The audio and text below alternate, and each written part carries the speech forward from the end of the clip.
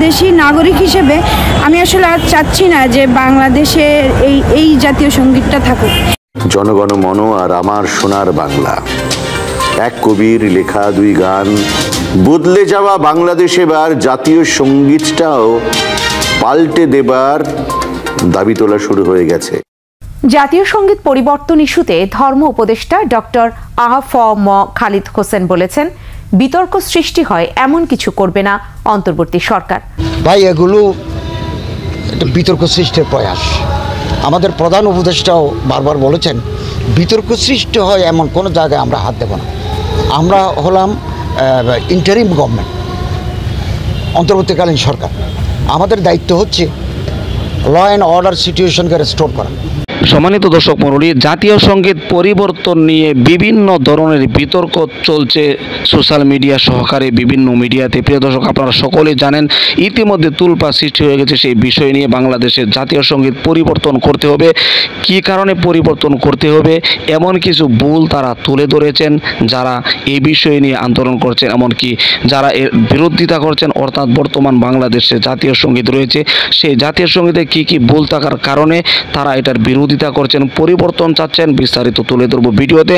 এমনকি নতুন জাতীয় সঙ্গীত কি হতে যাচ্ছে, কি জাতীয় সঙ্গীত হলে বাংলাদেশের জন্য ভালো হবে, বাংলাদেশের মানুষের জন্য ভালো হবে, সেই জাতীয় সঙ্গীতটি তুলে ধরব ভিডিওতে। প্রিয় দর্শক, এই জন্য ভিডিওটি খুবই গুরুত্বপূর্ণ। প্রিয় দর্শক, এক সেকেন্ডেও না টেনে ধৈর্য সহকারে শেষ পর্যন্ত দেখবেন। ছোট্ট একটা রিকোয়েস্ট করি, আপনি যদি আমাদের এই চ্যানেলটিতে নতুন দর্শক হয়ে থাকেন, অবশ্যই চ্যানেলটিকে সাবস্ক্রাইব করে পাশে থাকা বেল বাটনটি অন করে দিবেন। প্রিয় দর্শক, কথা না বাড়িয়ে ভিডিওতে একটি লাইক দিয়ে দেখতে থাকুন সম্পূর্ণ ভিডিওটি। জাতীয় সঙ্গীত পরিবর্তন ইস্যুতে ধর্ম উপদেষ্টা ডক্টর আ.ফ.ম. খালিদ হোসেন বলেছেন, বিতর্ক সৃষ্টি হয় এমন কিছু করবে না অন্তর্বর্তী সরকার। রাজশাহীতে ইসলামিক ফাউন্ডেশন পরিদর্শন শেষে সাংবাদিকদের প্রশ্নের জবাবে তিনি একথা বলেন। আরও বলেন, অন্তর্বর্তী সরকারের মূল লক্ষ্য অবাধ সুষ্ঠু নির্বাচন আয়োজনের মাধ্যমে নির্বাচিত দলকে ক্ষমতা হস্তান্তর করা। হাজিদের সুযোগ সুবিধা বাড়াতে সৌদি সরকারের সাথে আলোচনা হবে জানিয়ে উপদেষ্টা বলেন, হজ প্যাকেজের মূল্য কমাতে কাজ করছে সরকার। এছাড়া পূজায় যারা হামলা করবে তাদের বিরুদ্ধে ব্যবস্থা নেয়ারও হুঁশিয়ারি দেন ধর্ম উপদেষ্টা। জাতীয় সঙ্গীত পরিবর্তনের একটি বিষয় আছে, তার এই বিষয়টাকে আপনি কিভাবে দেখেন? ভাই, এগুলো বিতর্ক সৃষ্টির প্রয়াস। আমাদের প্রধান উপদেষ্টাও বারবার বলেছেন, বিতর্ক সৃষ্টি হয় এমন কোনো জায়গায় আমরা হাত দেব না। আমরা হলাম ইন্টারিম গভর্নমেন্ট, অন্তর্বর্তীকালীন সরকার। আমাদের দায়িত্ব হচ্ছে ল অ্যান্ড অর্ডার সিচুয়েশনকে রেস্টোর করা, পলিটিক্যাল স্টেবিলিটি এনশিওর করা। পারসিকিউশন অফ দি মাইনরিটিস যেটা বলা হচ্ছে, আমি মনে করি এটা সত্যতা নাই, এটা পলিটিক্যালি মোটিভেটেড একটা কাজ। বাংলাদেশি নাগরিক হিসেবে আমি আসলে আর চাচ্ছি না যে বাংলাদেশে এই জাতীয় সঙ্গীতটা থাকুক। প্রথম কথা হচ্ছে, আমি কোনো রাজনৈতিক দলের সাথে ছিলাম না কখনো, ইনশাল্লাহ ভবিষ্যতেও থাকবো না। আমি সমন্বয়কে ছিলাম না, আমি সাধারণ শিক্ষার্থী। আমি সবসময় সাধারণ শিক্ষার্থী থাকতেই পছন্দ করি। আমি আমার নিজের জায়গা থেকে, আপনি যেহেতু বলেছেন যে আমার ব্যক্তিগত অভিমত জানবেন, আমি চাই আসলে পরিবর্তন হোক। কারণ ইতিহাস ঘাটলে দেখা যায় যে রবীন্দ্রনাথ ঢাকা বিশ্ববিদ্যালয় নিয়ে বা বাংলাদেশের মানুষের শিক্ষা নিয়ে কি ধরনের মন্তব্য করেছেন। সাহিত্যিক হিসেবে উনি অসাধারণ, আমি উনার বই পড়ি, আমি ওনাকে শ্রদ্ধা করি সাহিত্যিকের জায়গা থেকে। কিন্তু একজন শিক্ষার্থী হিসেবে, একজন স্বাধীনতাকামী বাংলাদেশি নাগরিক হিসেবে আমি আসলে আর চাচ্ছি না যে বাংলাদেশের এই জাতীয় সঙ্গীতটা থাকুক। এর থেকেও আরও অনেক ভালো ভালো সঙ্গীত আছে, ওগুলো এখন চর্চা করা উচিত। আর আমার সোনার বাংলা বলা হয়েছে, বাংলাদেশ না। বাংলা বলতে কি বুঝায় আর বাংলাদেশ বলতে কি বুঝায়, এটা এখন বাংলাদেশি মানুষেরা বুঝে গিয়েছে। তো আমিও চাই যে জাতীয় সঙ্গীতটা পরিবর্তন হোক। যে জাতীয় ওইটা তো ৭১-এর আবেগ, তাহলে কি ২৪-এর আবেগটা এত নগণ্য হয়ে গেল? আমার বন্ধু আমার থেকে ৪ হাত দূরে মারা গিয়েছে, আমি তার লাশটাও ধরতে পারিনি। যখন ধরেছি তখন পলিথিন ফুটো করলে যেমন পানি বের হয়, ওইভাবে রক্ত আমার শরীরে পড়েছে। ওই আবেগ নিয়ে আমি এখনও বেঁচে আছি। ওটাকে আপনারা আবেগ বলেন, বাট আমার ভাষায় ওটা ট্রমা ছিল। আমি এখনও রাতে ঘুমোতে পারি না।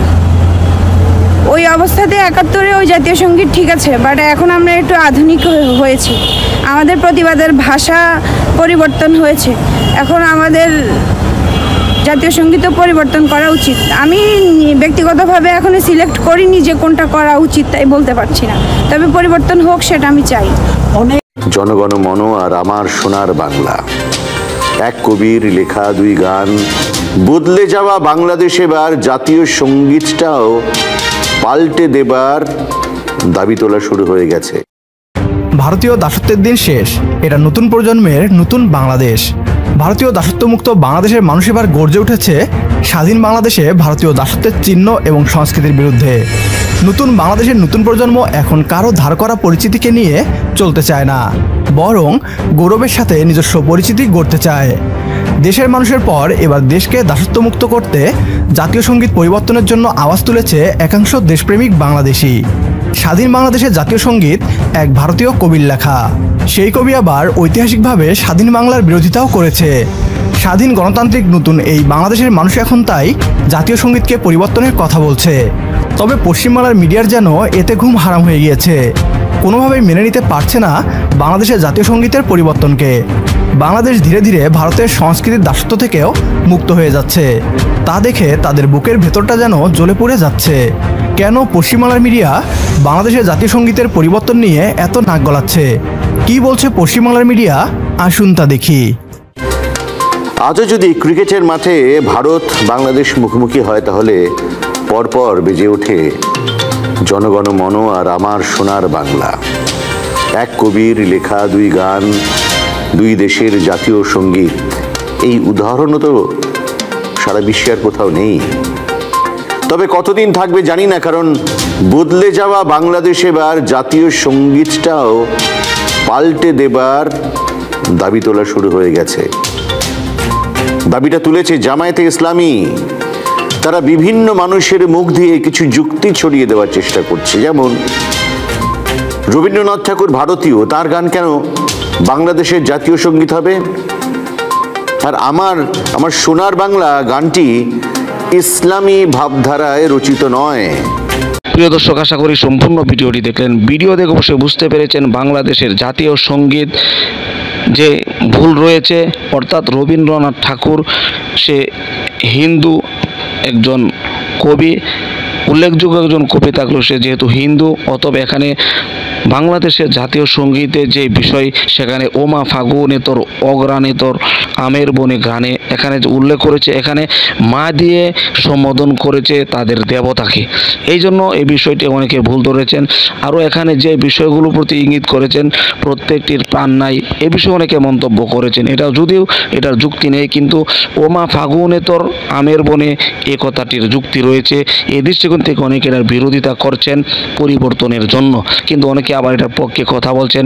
বিরোধিতা যারাই করছে তাদেরকে বিভিন্নভাবে খারাপভাবে মন্তব্য করছেন। পূর্বের ভিডিওতেও আপনাদেরকে দেখিয়েছি, যারাই জাতীয় সঙ্গীতের বিপক্ষে কথা বলেছে কমেন্টে তাদের বিরুদ্ধে কঠিন অ্যাকশন এসেছে, পূর্বের ভিডিওতে আমরা দেখতে পেরেছি। প্রিয় দর্শক, এই ভিডিওতে জানতে চাই আপনারা কারা কারা বর্তমান যে রানিং জাতীয় সঙ্গীত রয়েছে আমার সোনার বাংলা, এটার পক্ষে কারা কারা, এমনকি এটার বিপক্ষে কারা কারা।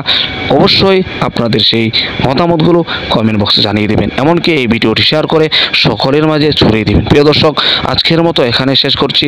ভালো থাকুন, সুস্থ থাকুন, আবারও দেখা হচ্ছে পরবর্তী ভিডিওতে।